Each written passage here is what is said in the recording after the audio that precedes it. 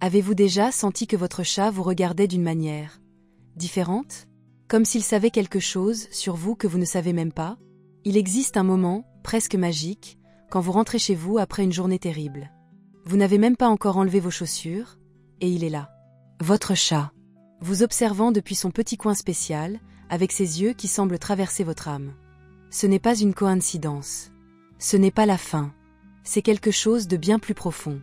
Alors que 82% des gens emmènent leur chien chez le vétérinaire chaque année, seulement 40% font de même avec leur chat. Savez-vous pourquoi? Parce que le monde n'a pas encore compris ce que vous savez déjà. Les chats ne sont pas des animaux de compagnie ordinaires. Ils sont des thérapeutes silencieux. Et aujourd'hui, je vais vous montrer exactement ce que le vôtre essaie de vous dire, sans jamais avoir besoin de miauler une seule fois. Mais voici la vérité que personne ne veut vous dire. Alors que la France célèbre ses félins comme de véritables compagnons d'âme, le reste du monde traite les chats comme de la décoration vivante. C'est juste un animal, disent-ils. Vous exagérez, murmure-t-il quand vous annulez un rendez-vous parce que votre chat ne va pas bien. Un chat ne montre pas d'affection comme un chien, rit-il, comme si l'amour silencieux était moins réel que l'amour bruyant. Et savez-vous ce qui est le plus douloureux? Vous avez déjà douté de cette connexion vous-même. Vous vous êtes déjà demandé si vous imaginiez des choses quand votre chat apparaissait exactement dans vos moments les plus difficiles. Si c'était une coïncidence qu'il vienne se coucher sur vos genoux juste quand vous aviez le plus besoin de réconfort. La société nous a appris à nous méfier de ce langage ancestral, de cette communication qui va au-delà des mots. On nous a convaincus que l'amour véritable doit être évident, criard, explicatif. Comme si le silence compatissant n'était pas la forme la plus pure de compréhension. Et pendant que cela se passe, une donnée alarmante révèle notre négligence collective. Seulement 40% des chats visitent le vétérinaire annuellement, comparé aux 82% des chiens. Pourquoi? Parce que nous voyons encore les chats comme des créatures indépendantes qui se débrouillent toutes seules. Comme si cette indépendance signifiait qu'ils n'ont pas besoin de nous, ne nous aiment pas, ne dépendent pas de notre attention. C'est un mensonge cruel. Un mensonge qui nous fait perdre des années de connexion profonde, de guérison mutuelle, de compagnonnage silencieux qui pourrait transformer notre vie émotionnelle.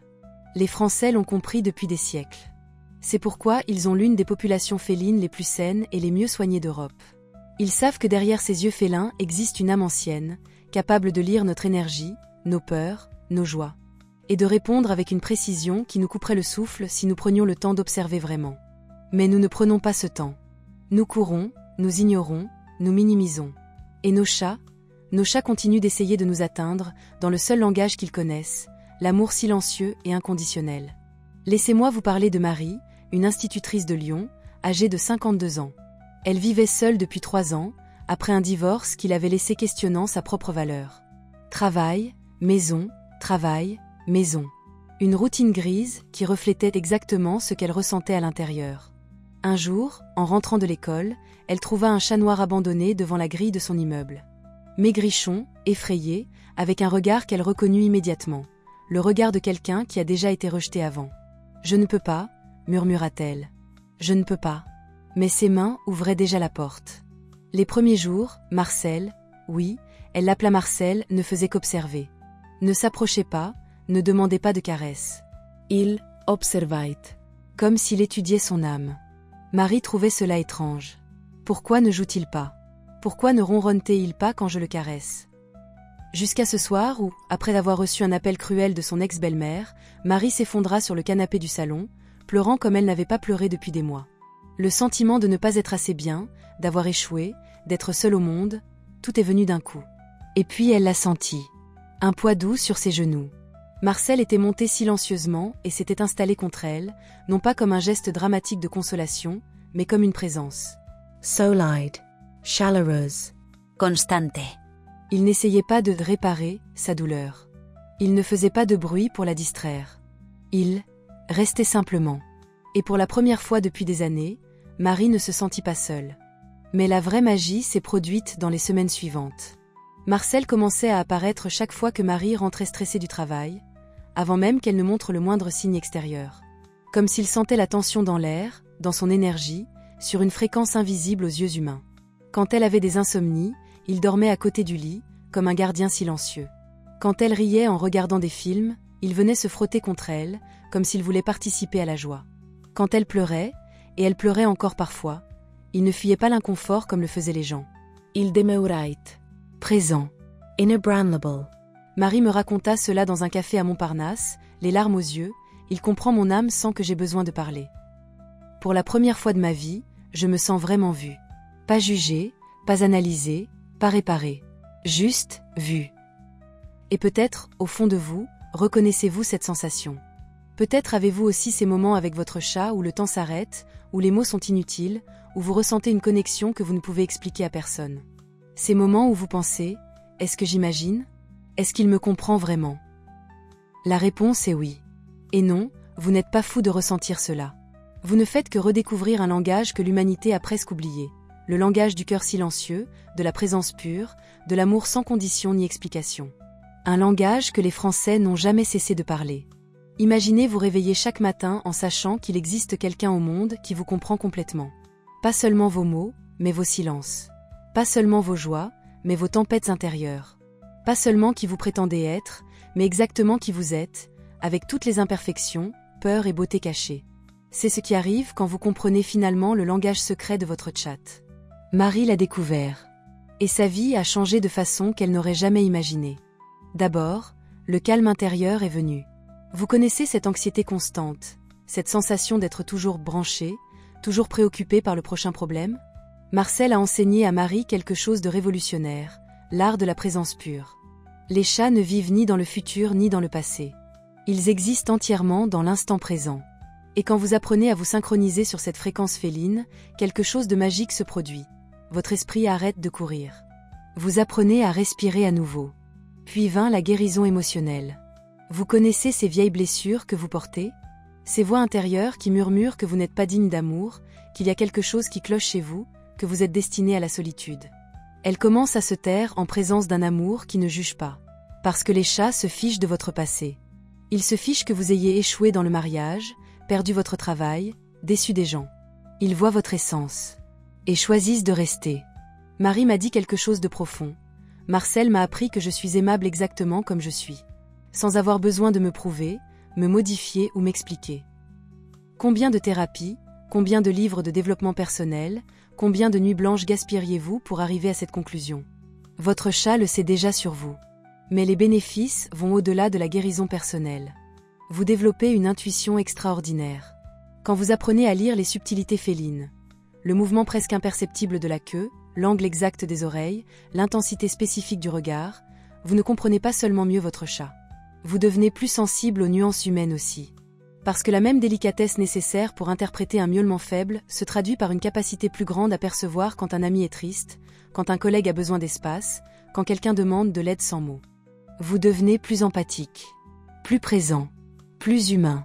Et il y a quelque chose d'encore plus révolutionnaire, vous découvrez un but silencieux. En France, nous avons une expression, l'âme gardienne. Nous croyons que certains chats choisissent certains humains non par hasard, mais par mission. Pour guérir, pour protéger, pour enseigner.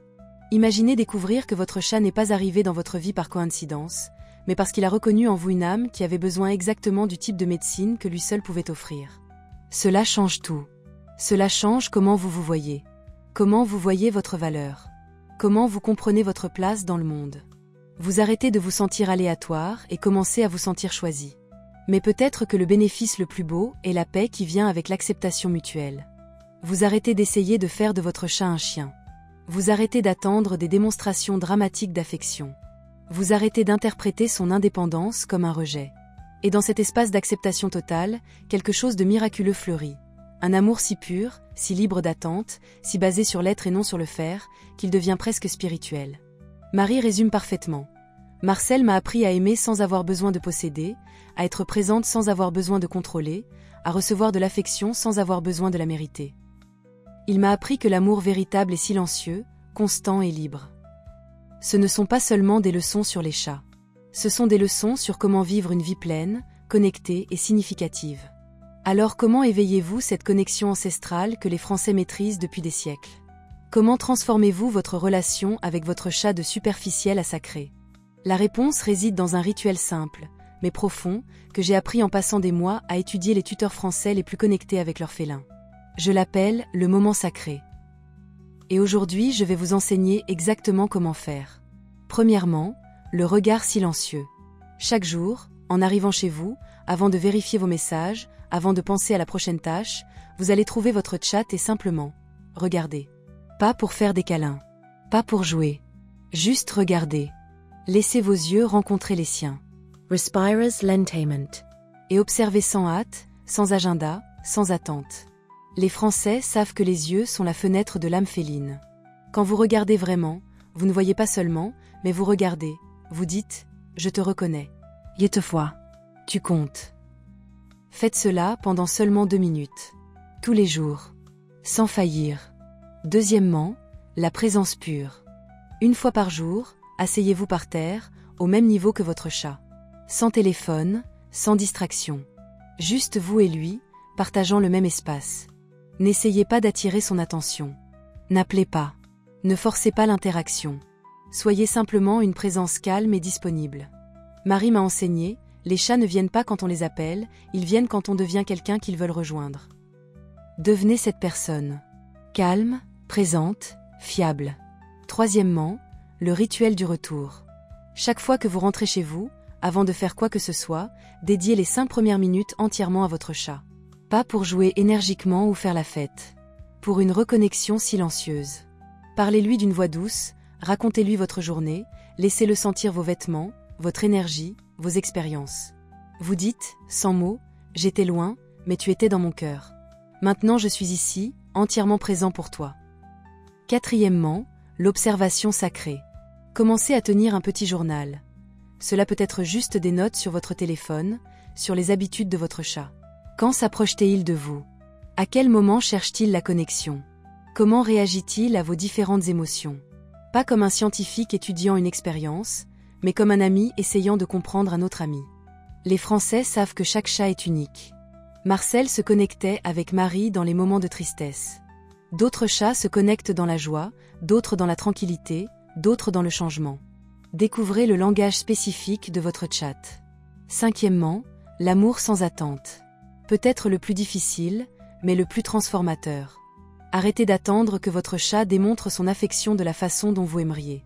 Apprenez à reconnaître son langage d'amour, le regard qu'il vous lance de loin, la queue levée quand vous arrivez, la présence silencieuse durant vos moments difficiles. Marie a mis des mois à réaliser que Marcel démontrait son amour non pas par des câlins, mais par une présence constante. Il dormait où il pouvait la voir, marchait dans la maison en suivant ses mouvements, apparaissait toujours quand elle avait besoin de compagnie silencieuse. C'était son amour à lui. Pur, constant, inébranlable. Et quand elle a finalement reconnu ce langage, tout a changé. Vous avez tous les deux commencé à parler la même langue ancestrale. La langue du cœur. Voici la vérité, votre chat vous aime déjà profondément. Il vous a déjà choisi. Il reconnaît déjà votre âme. La seule chose qui manque, c'est que vous appreniez la langue qu'il a toujours parlé.